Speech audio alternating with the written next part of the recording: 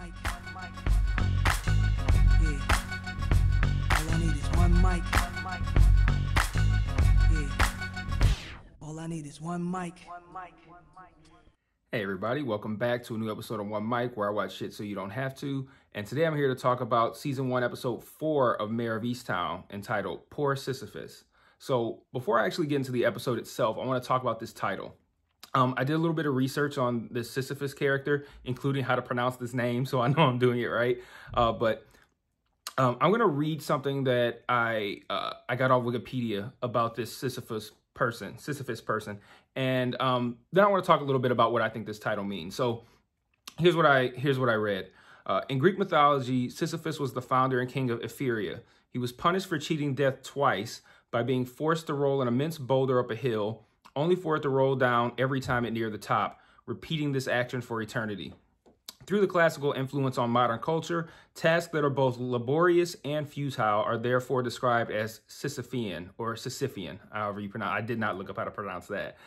So why this title?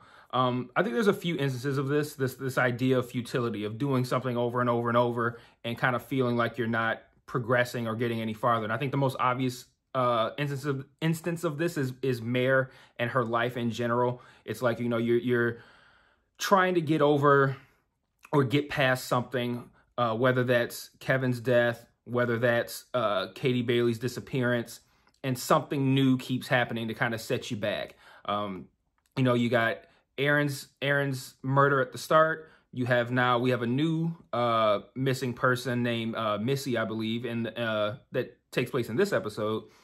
So it's like, it just keeps happening. She can't seem to get over the hump.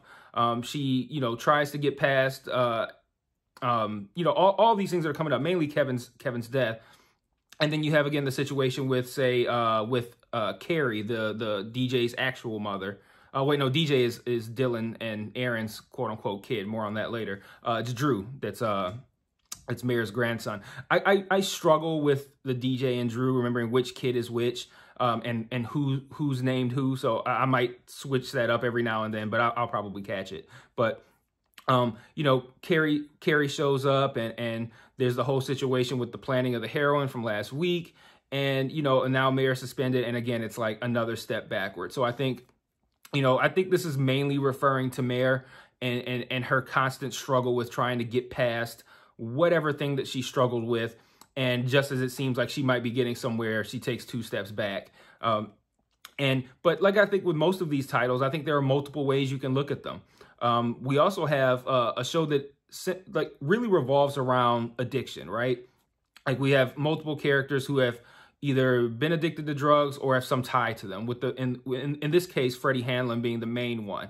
You know, in this episode, Freddie sets up Dawn Bailey using Katie as leverage to essentially just rob her of $5,000, which Dawn was fortunately smart enough to not fall for. But, you know, there's another Sisyphus situation right there with not even just with Freddie, but with the Hanlon family as a whole, right? Because, you know, this is a cycle for him with his addiction where it's like, okay, we find out that he OD'd, he was brought back, and now here he is again trying to rob Dawn to get drugs. So he's constantly in this cycle of futility as well, where it's like, oh, I'm on drugs, I OD, I'm clean, I'm back on drugs, I OD, I'm clean, I'm back on drugs, you know, over and over and over. And then with them as a whole, the Hanlon family, we've seen this with Beth. We saw Beth in episode 1, I believe, and when Freddie, she calls Mare to come get Freddie because he stole some money or something. I can't even remember at this point, from her basement. And she goes, he can't live with me. He can't live here. And then what do we find out in this episode? After he ODs, she lets him move in and is tearing her marriage apart. And again, we're back in that cycle of futility with not just with their family, but with addiction as a whole, right? I mean, that's how this happens. You know, you get in this cycle as an addict, and then that cycle affects your family where it's like, oh, is he clean? No, he's not. Do I take him in? Now he's robbed me. Now I kick him out, and now he ODs. And it's like, you don't know what to do. It's like, you know, do I take them in and potentially allow them to ruin my life and my family's life? Or do I kick them out and potentially see them die? You know, and it's this constant cycle that happens with not just addicts, but with those around them. And I think we're seeing a lot of that really come to light, particularly in this episode, So I think that's just an interesting kind of way to look at titles, because I think a lot of times with shows like this, they put some effort into these titles, and I think from my perspective, it bears looking into these titles and seeing, like, why they choose this title. And I think it is some commentary on not just Mare, but on addiction as a whole. So cycling back to a few things I touched on during this whole Sisyphus situation here, we found out that neither Dylan or Frank is the father of Aaron's kid. So now we are left with another new, not left with, we are now presented with a new mystery. Who is this father? So I've been trying to think about what direction I think this show is going. And it's very clear, I've talked about already how it very much mirrors shows like The Undoing and Big Little Lies, and that it's very formulaic, but I think it's getting, it's also getting a penchant for something that I think is a little bit unique from those shows. The Undoing did this as well, but I think that The Undoing kind of like tapped the gas on it, and Mare of Easttown is flooring it. And I talked about this last week as well, and somebody reminded me of the term that I just could not think of, which was red herring. And I think this show is all about presenting red herrings. And when I say that, it's kind of like, yeah, no shit, of course it's about presenting red herrings, right? But I think this show is possibly not just presenting red herrings to distract you from something else, but presenting an innumerable amount of red herrings to distract you from something that is probably something that we're not even looking at, right? So what have I been asking on this channel, on these episodes about Mare of Easttown? I've been asking, what is the point of Guy Pearce's character? Like, he seems to have, he only shows up for like one scene. He's hitting on Mare. He's trying to go out with her or whatever. And that's it. And it's like, what is the point of this guy? Every other character is interconnected, right? Every other character on this show is connected to somebody in some way. They're all like potential kidnappers or killers, or just people who would have a motive to not like someone else. Like, there's so much going on with all of these characters. They're all suspects, right? But he just randomly comes into town and is just like, he's just there to date her. Like, and I don't know if the show is smart enough to downplay his importance with the knowledge that we are going to assume they are intentionally downplaying his importance, or if the show is dumb enough to be that obvious and make every other character but him look important and make him look irrelevant, in the hopes that we will just not think about him and forget about him, so they can go, bam, it was Guy Pearce the whole time, and we're just like floored. And I think that's going to really determine how I feel about this show at the end of it, because they're putting so much effort into these massive red herrings that we're supposed to be looking at. Like, it's this person, it's this person, it's this person, it's this person. We got the priest, who we find out this week the deacon, who was transferred for sexual abuse allegations with a 14-year-old. Huge red flag, right? To me, I like, at this point now, I believe that the priest is not involved in this. And it's solely because they are putting so much effort into these really big red herrings. It feels so much like, look over here, look over here, look over here, and then we're going to do something over this way. And the something over this way, the only thing that's not being made into some huge character or some huge red herring or something that we're supposed to be looking at, the only person they're not doing that with is Guy Pearce. And Guy Pearce's character came into town at the same time as Aaron died. Just putting that out there. At the same time as Aaron died, and has consistently been pointless, other than just being her love interest or potential love interest. So a lot of times when these things kind of happen, and The Undoing did this as well, is they'll present you with some sort of important piece of evidence at the end that you would have never known about otherwise. So it's kind of like, you can look at, I'm going to continue to use Guy Pearce's character as an example. I can look at Guy Pearce's character and go, I don't know why this guy is here. They're really downplaying him. They're giving me these red herrings somewhere else. He's got to be important in some way. What is it? And they have not given me anything at all to even look at. So now I'm thinking like, okay, now I'm kind of forcing it at this point. Like, how can I tie this together? So I'm thinking about this episode, and Mare, she goes to talk to Jess. We find out Jess is the the same girl who said that she thought that Frank would be the father of Aaron's daughter, and or son, sorry.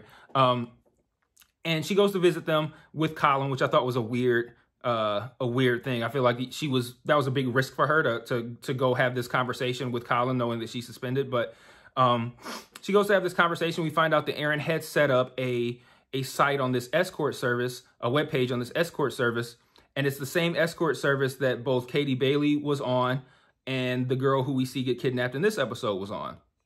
And she goes and finds out that Erin didn't set up this page herself. She had Jess do it for her on Jess's computer because she couldn't have that at home. And we also find out that Erin, supposedly, this is what Jess says, had not met with any guys.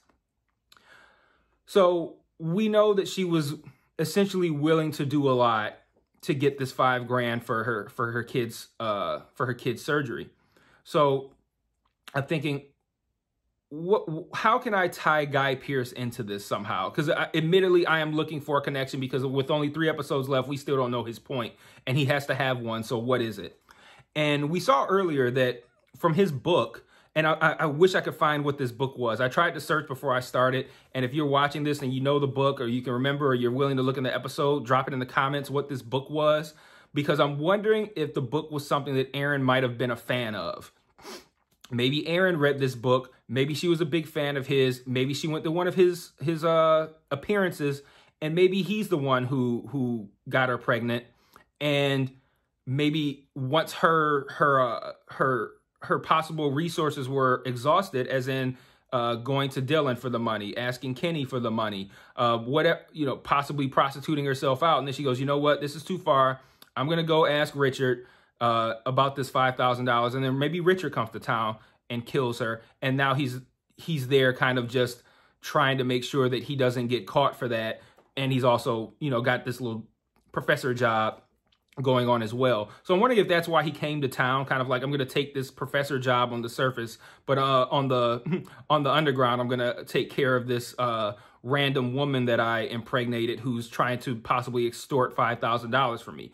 I could see that happening where Aaron's like, I'm going to tell everybody that this is your kid if you don't give me this $5,000 for this money and $5,000 for this surgery. And he comes to town like, I'm going to take this professor job, and then murks her, and now he doesn't have to worry about the $5,000 anymore. And I could see that happening also because they did make it a point to show us that he is something of a ladies' man, which is, again, why I'm like, man, I wish I could remember what this book was, because when Mare goes to visit him at that party, we see him kind of like surrounded by women, and he has to like force himself to get away to chase after this other one that he's now in town flirting with. So he could be something of a womanizer or something of a manipulator. So I'm wondering if that's maybe the angle that they could be going with. And there's no evidence to support that. We don't know if Erin read this guy's book, but what made me think of it was that Jess tells Mare about the journals Mare knew about the journals, but she tells Mare where the journals are. Mare goes to look for the journals. The journals aren't there. There's just cards. And then she finds this locket or a charm that has a date on it, May 29th, 2017. What's the significance of that date? Who knows? I'm sure we'll find out, but maybe that's tied to Richard as well. But the journals aren't there. So that means that the journals are likely evidence of something, and Erin was aware of it. Maybe Erin took those journals out. Maybe she took them with her when she went to go visit Guy Pearce. So maybe something she wrote in about her visit with Guy Pearce. Maybe that's in there, and she took that away because she didn't want it to be discovered. And then like thinking about that made me think like maybe she also had his book, like that, like maybe at some point Mare is going to find both Erin's journals and Guy Pearce's book together. So definitely a very tinfoil theory. But again, I'm trying to kind of see through what this show is trying to do. And if it ends up being something like that, it's kind of hard for me to knock the show because I'm kind of grasping at straws here. But what they're doing by making these massive, giant smoke signal red herrings, and it really feels like they're drawing our attention away from something else, and that something else feels like it's Guy Pearce's character. And I think there should be a little bit more subtlety there. Maybe give us a red herring or two, but like don't make every single important person seem like they could potentially be a suspect in one of these situations and have a motive in one of these situations, and then have the character who actually did it look as irrelevant as possible, to the point where I have no choice but to think this guy is not only involved in this directly somehow, but he's probably the primary person involved, because the show is putting a lot of work into telling me that he's not. So that would be disappointing, I think, to a degree, just because it's a very kind of like almost juvenile kind of tactic to be like, hey, look over there, look over here. Now I'm going to do something else over here. And to make it, and to operate in the extremes like this, where it's like, you could do that and it worked perfectly. But operating in the extremes, where it's like, not just look over here, it's like big blaring alarms and sirens, like telling you, like, look over here. And then let's make this guy that we brought in, Guy Pearce, who's a fairly big star. It's not like this is an unrecognizable face here. We just brought in Guy Pearce, and we're just going to have him be like a casual love interest who shows up for one scene every week. No. So I think they need to do a little bit more with that. So a couple of things I want to talk about before I wrap up on this episode. We found out, or I found out, that Mare's name is actually Marianne, and not Mary Ann.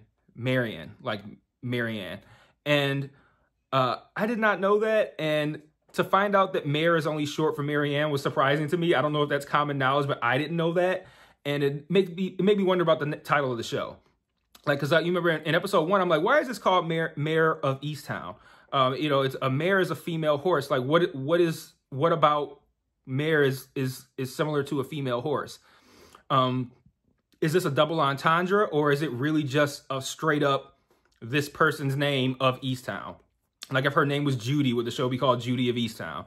Or is this the double entendre where it's like, it's her name, but it also has some sort of meaning in the context of a horse? I don't know, but interesting thought, because I did not know that name was short for something, and I thought, what a weird name for someone to have. But there's a lot of weird name people on this show anyway. Oh, yeah, I talked about the locket. Very curious about that. I noticed that there was a moment where Lori and Mare were reconnecting, and they were sitting on a bench. Not reconnecting, but having a moment. And I think this is the only time I feel like Mare has actually shown some sort of vulnerability as well. But she leans her head on Lori's shoulder, which I thought was a nice moment, because we've seen Mare be such a hard ass for the entirety of this show. But they're sitting on a bench dedicated to Edward Fahey. And I'm wondering who that is. I'm assuming it is probably Mare's father. Because I don't know if you guys are aware, but Fahey is her maiden name. Her mother's name is Helen Fahey, and her Sheehan comes from being married to Frank, I believe. So her actual name is Mare Fahey, and so we don't know. We know her son is named Kevin. Her ex is named Frank. So Edward must be her father, I'm guessing. But I'm wondering why. I feel like they wanted us to see that, and I'm curious if that's gonna come back again for whatever reason. I'm not sure, but just something I noticed, and I'm curious who that is. And then also we see the new girl gets captured, Missy, and she gets taken to a place called Benny's Tavern. And I don't know if that's something that we're supposed to be aware of or not. It's probably gonna come back around, but we find out that Katie is there as well. And this guy is capturing these prostitutes essentially and holding them captive. But I don't know. I think Katie is probably the only other one there. And my theory about Guy Pearce's character being involved with Aaron would suggest that, because he would have no motive. If what I was saying was right, he would have no motive to kidnap and keep alive Katie and Missy and just be on these escort sites, just finding prostitutes. And then for some reason, he's willing to kidnap these ones and just keep them captive and alive, but for some reason maybe kills Aaron. So I think, again, another red herring, right? Where it's like, when we see that Aaron is on that website, the escort website, and then now we are now meant to think, as are Colin and Mare, that the three are now connected. And I'm starting to think that, again, another huge red herring, the three are not connected. Aaron is connected to Guy Pearce's character, and Katie and Missy are connected to someone else who we may not know yet, but someone who clearly has is going on websites buying prostitutes and kidnapping them. So some sort of like maybe like sexual deviant or something like that. I don't think we've seen anybody who would fit a profile for someone who would do that. But I'm curious to see what happens with that. And I also noted that Lori's son, Lori and I forget the name of her husband.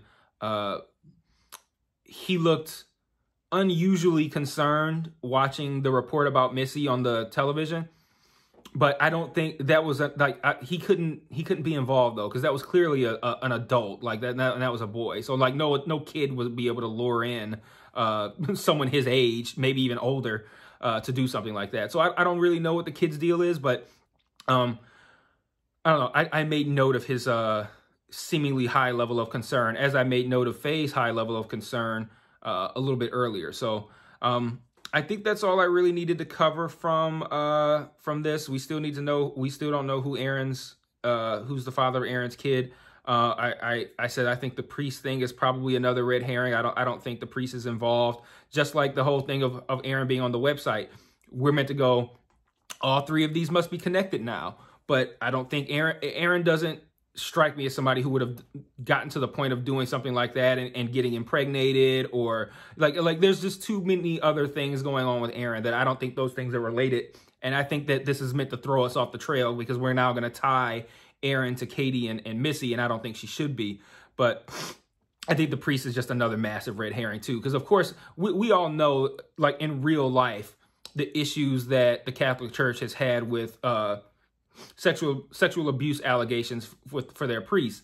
So it's easy for us as the viewer with that prior knowledge to see that this guy had an issue and go, oh, it must be him. And then we also have him throwing the bike out. But I feel like, again, another big red herring, because that's so obvious, right? Oh, he has her bike. He must have done it. Oh, he's a priest. He must have sexually assaulted her. She was young. She got pregnant. He must have done it. Like, it's way too obvious. So like, I don't think that's it. So there's still a whole lot to find out, what that date was on that locket, why she kept that, but didn't, and left that in there, but took the journals. Like, you know, there's still a whole lot of mystery here. And, with 3 episodes left, it's probably about time to stop introducing new mystery and start answering some questions. So hopefully we'll see that in the final 3 episodes. There's a lot of interesting stuff coming up. If you didn't see it at the end of the episode, there's a trailer for the final 3 episodes, not just for next week. So, lots of interesting stuff to look into. Drop some of your theories in the comments. I'll make it a point to respond to them, and I'll see you guys next week. Peace.